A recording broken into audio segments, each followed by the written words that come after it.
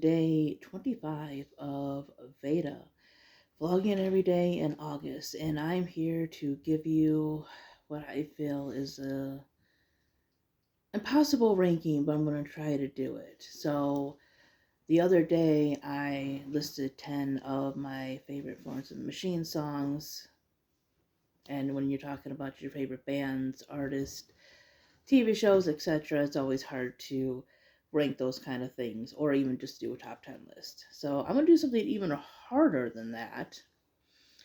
I am going to try and rank the Hunger Games books. Now, the Hunger Games is one of my favorite series. I can go back and forth on some of these, but as of right now, this is how I would rank them.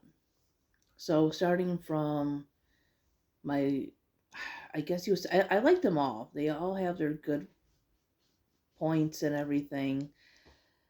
But this is starting from my least favorite or number 5, because there's 5 books now, to number 1.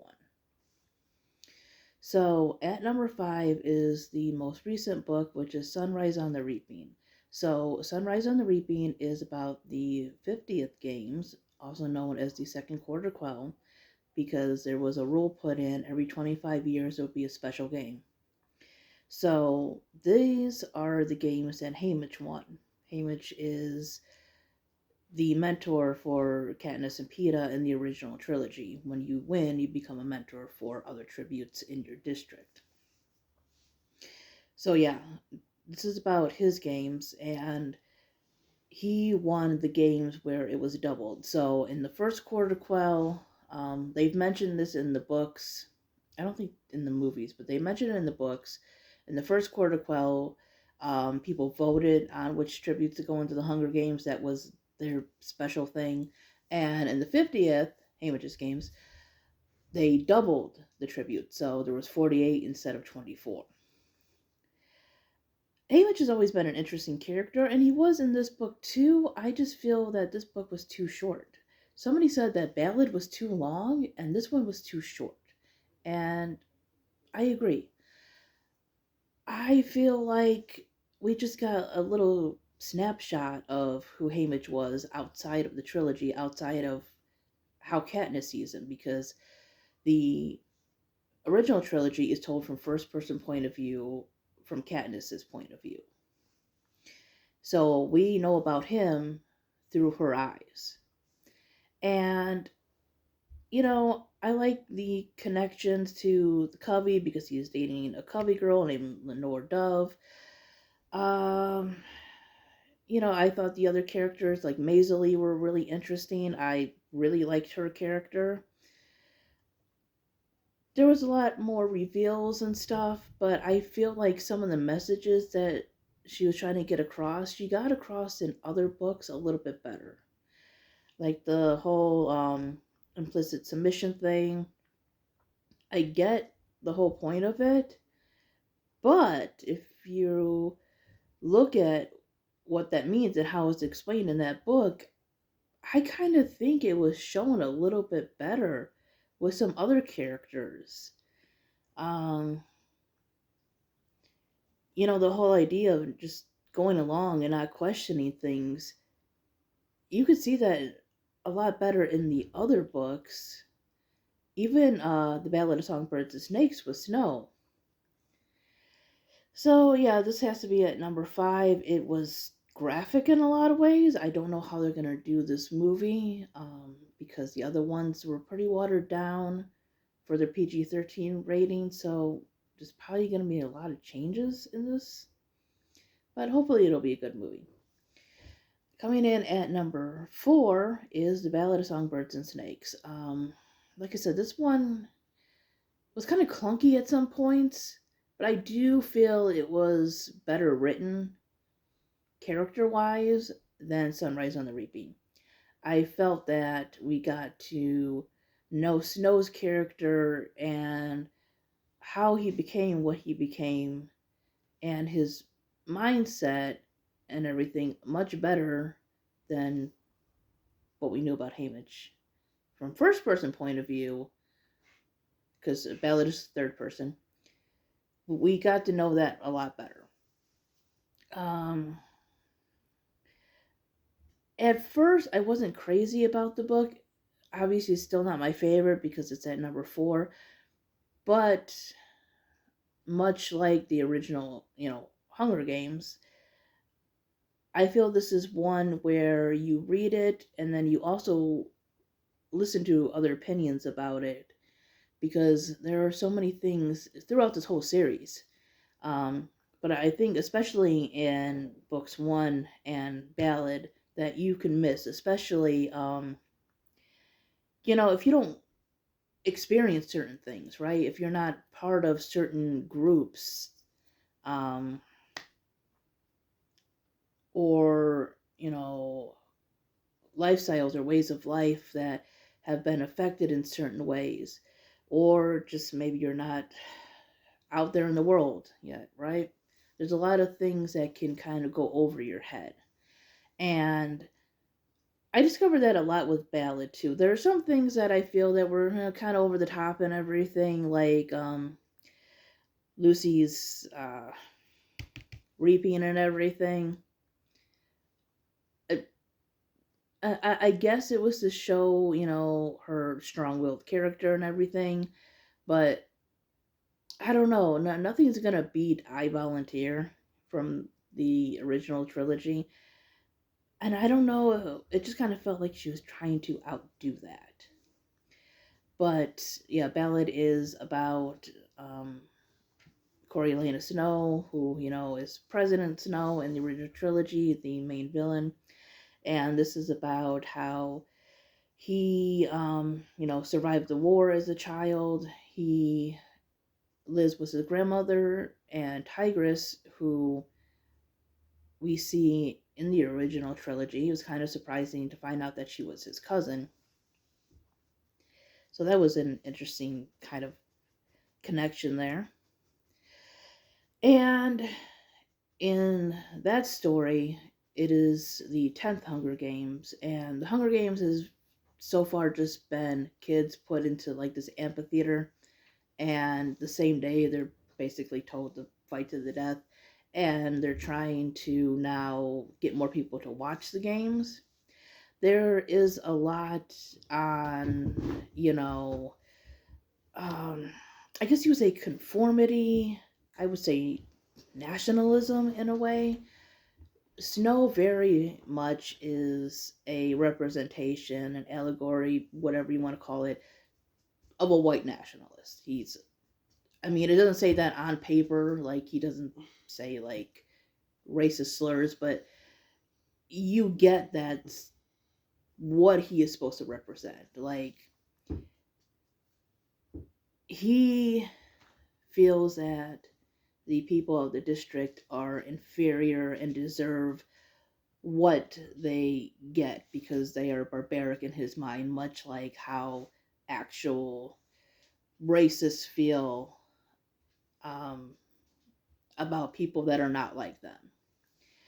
And in the book, since there are no mentors right now because it's only the 10th games, the Capital children are paired up with district kids, and he ends up with the District 12 girl.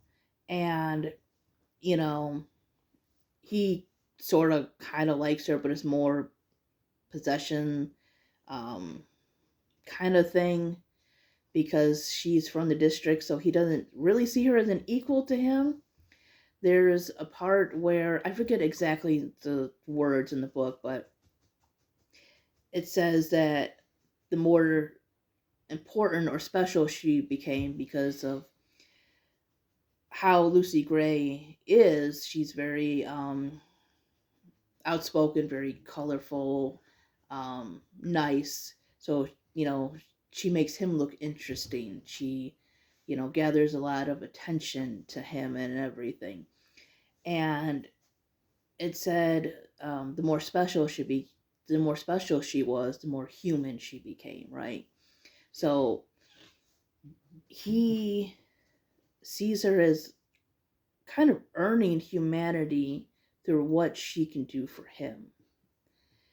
And he's a terrible character to read about, but at the same time, it's just interesting how close to reality Suzanne Collins can write, because we know people like this exist, right? We know evil, bigoted people are unfortunately out there in the world. And the thing about it is, the book talks about, like I said, the war going on, and how he had to burn books that his mother read to him as a child because they lost everything in the war and they had no way to heat their home, and they had basically their form of welfare for food and other things. So where he lived a rich and privileged life because of this war now, he was, as he said in the book, or as he thought, as poor as district scum.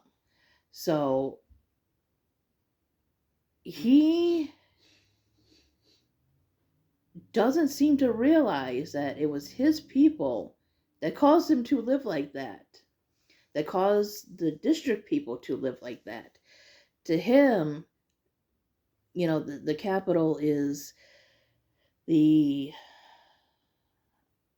symbol, the epitome of, righteousness, I guess, of perfect living, of, the correct way to be. And people should just obey because they are the more civilized ones. And there's just so much from history that you can,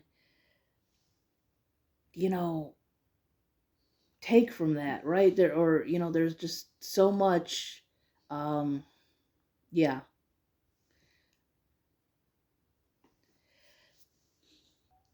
so much inspired from history, I should say. But yeah, I definitely think it's a good book. I would recommend at least reading it once. At number 3, it's probably going to be an unpopular opinion, but it is Catching Fire. So, Catching Fire is an excellent book. And I know so many people love the movie, but I was so disappointed with the movie because I read the book first. The Hunger Games, I saw the movie first, but Catching Fire was the first book in the series where I read the book first and then I seen the movie. And I was really excited to see the movie because the first one had a lot of problems, but it was okay. But they cut so much out of that movie. So in this one, there is a quarter quell, which is the third one now. And because of what happened in the first book, they make it where the former victors go back into the arena. And since Katniss is the only living female tribute from District 12, she ends up going back into the games. And we get to meet really interesting characters because we get to meet some of the tributes from the other districts now, because Katniss does her tour and everything, and there's just so much to be said about that and everything. A lot of people say that Catching Fire was a big representation of PTSD and how people don't really listen to veterans and everything about war, because obviously the first book and movie was very much about glamorizing that kind of thing. So again, we have a lot of themes of dictatorship, fear, control, um, again, PTSD and depression and a whole bunch of other things that happen. There's so much that happens in this book. They meet, or she meets, two women from district who escaped from District 8, and they tell her about District 13, which is supposed to be completely gone. So there's a lot of mystery in this. Of course, there is the games, and there's just so many characters with so many different personalities and everything. Again, there's a lot of characters that are cut out of that movie. Again, like Bonnie and 12 from District 8. There is the Peacekeeper she was friends with, who ends up as an AVOX. it definitely gets darker as the series goes on. Uh, but the reason it's at number three is because I feel in some ways it was a little too similar to the first one. Because again, you know, Katniss is dealing with stuff about the Hunger Games. Before she goes into the Hunger Games, she ends up back into the Hunger Games. It's a good read. Fantastic, fantastic characters. Like I said, a lot of important issues in there. I love the if it wasn't for the baby thing, which I'm pretty sure is in the book. Yeah, I'm fairly sure it is. I know it's definitely in the movie. That was one of my favorite parts of the movie.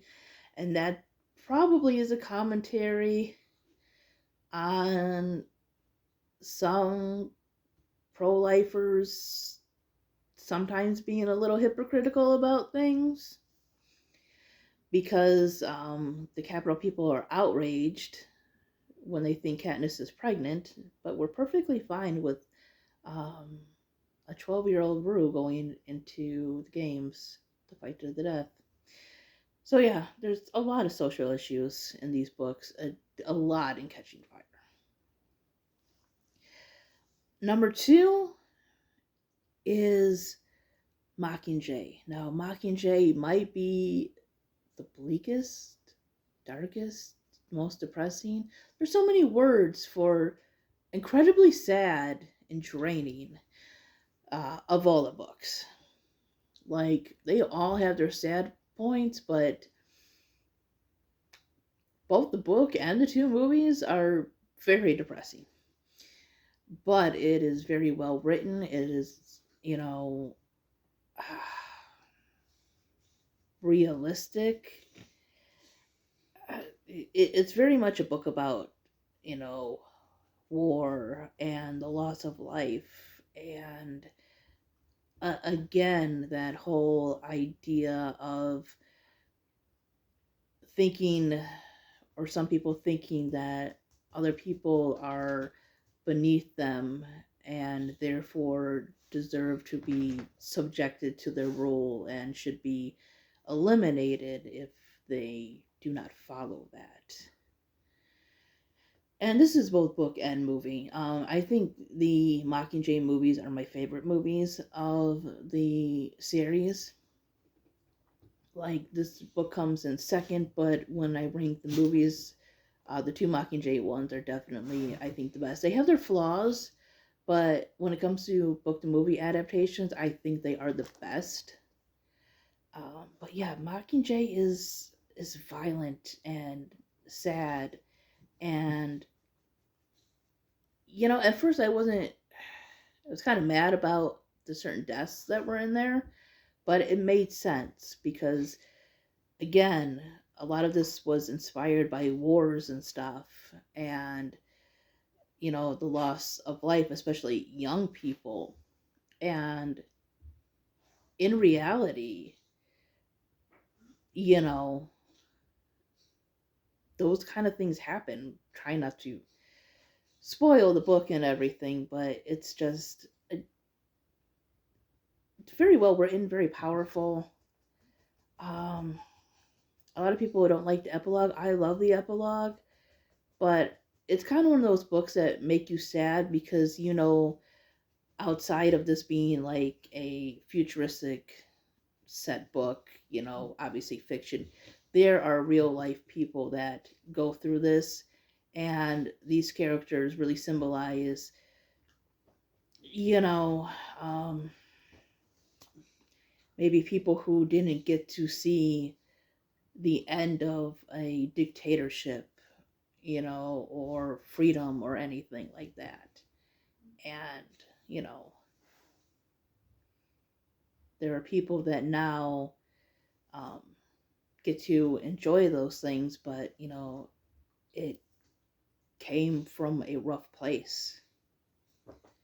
So, yeah, Mockingjay is number two. Number one has to be the original Hunger Games. And somebody said that the books get better, like written as they go on, and I probably could agree with that. But the reason I ranked this one at number one is obviously it was our introduction to the great characters, the interesting world of Panem. But what I really liked about the first one versus all the rest is there isn't one true villain. And I kind of feel that way about all the books, even though Snow is the main antagonist, villain, whatever you want to call it, or whatever you want to call him. I feel that the whole series, but especially the first one, is more about society and the effects of fear and ignorance, the effects of, you know, not being able to see different points of view, of never knowing what it's like to walk in somebody else's shoes, because Snow really isn't in the first book the way he is in the movie, and even in the movie, he's not in there as much as like Catching Fire and so on. But the first book really is about Katniss and the poverty she lives in, and the divide between the seam and the merchant class in her own district way before she even gets to the capital in the Hunger Games. There is that divide, but then there's a lot of things that she doesn't really know about them either, that she finds out later through PETA and everything. So there's a whole divide and conquer thing that's going on. um, Severe depression, her mother losing her father, Candace's father, not her father, but and going into a deep depression. And people brought up, that's probably because he was the only one that the capital couldn't take, because he had never been in the games, and it ends when you're 18. You stop getting your name put in the bowl when you're 18. And so the only person that they couldn't take from her was killed, basically. As she said, he died in a mine explosion, nothing left to bury. So you have these themes of depression and loss, and a teenager trying to support her family and trying to understand things, and still be a teenager. She comes off as very angry, but again, she's 16, trying to take care and basically raise her younger sister while her mother is basically out of it. And, she lost her father. And then here comes the Hunger Games, where she has to fight other children to the death for the entertainment of, these wealthy people who've never had to worry or want anything in their life. They get food at the press of a button. They are completely ignorant to the outside world, outside of the capital. They have been taught that these people, the district people, are barbarians, basically. They're animal-like, and they deserve what's happening to them. They are put into these Hunger Games to, you know, control them, basically, because if they're not controlled, then things go into chaos. So yeah, it's a lot about just ignorance and fear and conformity and stuff like that. So I figured this was going to be kind of long, because this is one of my favorite series of all time. So let me know if you agree, and I will see you next time. Bye bye.